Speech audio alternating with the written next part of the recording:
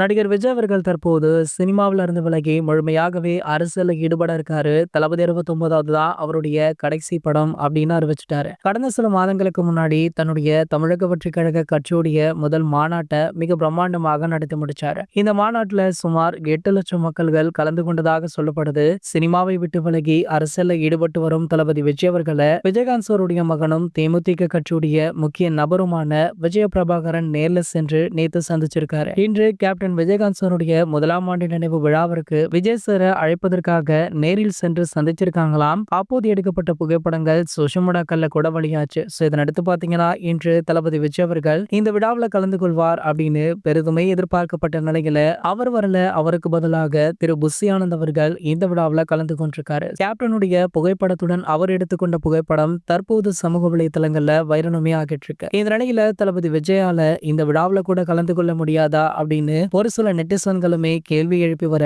தற்போது பாத்தீங்கன்னா தளபதி தரப்புல இருந்து இதற்கு பதிலடியுமே கொடுக்கப்பட்டிருக்கு. அதாவது அங்க தளபதி வந்தா கண்டிப்பாக கூட்ட நெரிசல் அதிகமாக ஏற்படும். அது மட்டும் இல்லாம அந்த விழா கண்டிப்பாக நினைத்தபடி நடக்காது அப்படின்றதுனால தளபதி விஜய் அவர்கள் இதற்கு வருகை தரவில்லையாம். இதனை முன்கூட்டியே கேப்டனுடைய குடும்பத்திற்கு தளபதி விஜய் அவர்களுமே தெரிவித்துள்ளதாக தற்போது தகவலுமே கிடைச்சிருக்கு. இது போன்ற தளபதியை பற்றி வெளியாகிற அனைத்து செய்திகளுமே நீங்கள் உடனே தெரிஞ்சுக்க நம்மளுடைய தளபதி டாக்கீஸ் அப்படின்ற நம்ம சேனலை சப்ஸ்கிரைப் பண்ணிக்கோங்க.